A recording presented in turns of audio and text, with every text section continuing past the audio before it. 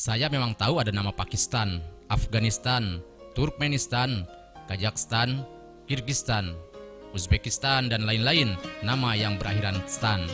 Namun, saya tidak tahu bahwa ternyata ada pula nama Londonistan.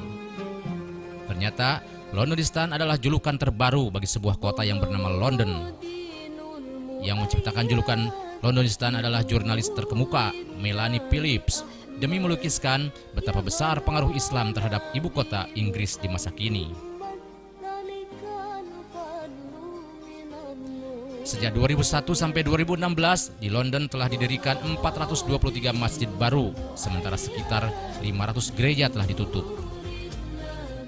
Di Hayat United Church dibeli oleh umat Islam dari Mesir dan diubah menjadi masjid. Sama halnya dengan gereja Santo Peter dirubah menjadi Masjid Madinah. Masjid Brick Lane semula adalah sebuah gereja Metodis. Bukan hanya bangunan yang berubah, sebab pada tahun 2016 jumlah kaum mualaf di London meningkat 2 kali lipat.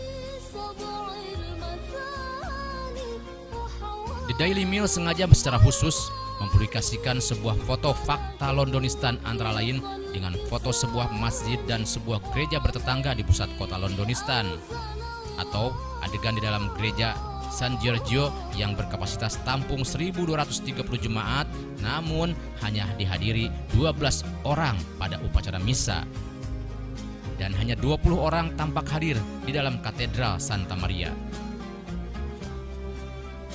Masjid di kawasan Brown Street Estate punya masalah beda akibat daya tampung hanya maksimal 100 orang. Maka setiap Jumat, umat terpaksa meluber ke jalanan. Wali kota London masa kini adalah Muslim. Cherry Fitch dari Universitas Oxford menyatakan hegemonitas umat beragama di Inggris masa kini memudar akibat dominasi Kristen memang lenyap. Direktur The National Secular Society, Kate Perteswood, yakin bahwa di Inggris dalam 20 tahun mendatang jumlah Muslim akan lebih besar ketimbang jumlah Kristen. Menurut riset Natsen Social Research Institute, jumlah umat Anglikan pada lingkup waktu 2012 sampai 2014 mengalami kemerosotan menjadi sekitar 1,7 juta. Sementara jumlah umat Islam di London, Inggris meningkat menjadi 1 juta orang. Demografikal umat beragama di Manchester 15,8% Muslim, di Birmingham 15,8% Muslim, bahkan di Bradford 24,7% Muslim. Wajar apabila para penderita Islamophobia makin dilanda gelisah, paranoid bahwa gelombang bencana Islamisasi sedang melanda Inggris. Namun, bagi mereka yang mengerti kodrat proses peradaban, sama sekali tidak merasakan apalagi menganggap fenomena Londonistan sebagai suatu mimpi buruk di malam hari.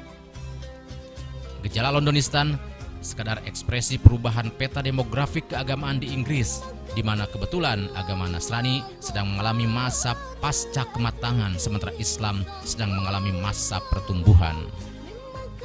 Kemerosotan jumlah umat Kristen bukan akibat pertumbuhan Islam. Ketika masih belajar kemudian mengajar di Jerman pada tahun 70-an, di mana umat Islam setempat masih dalam jumlah sangat terbatas, saya pribadi sudah menyaksikan bagaimana jumlah umat Kristen yang rajin ke gereja terus-menerus merosot. Jumlah warga yang secara administratif keluar dari agama Kristen makin banyak akibat keberatan membayar pajak gereja yang secara legal wajib dipotongkan langsung dari salary bulanan. Terutama generasi muda Jerman yang pada saat itu sudah mulai menganggap agama Kristen sudah tidak relevan akibat tidak sesuai dengan perkembangan zaman. Maka dapat disimpulkan bahwa apa yang disebut sebagai Islamophobia sebenarnya hanya suatu penyakit jenis khayal yang sengaja direkayasa oleh mereka yang merasa kepentingannya terancam akibat tumbuhnya jumlah umat Islam.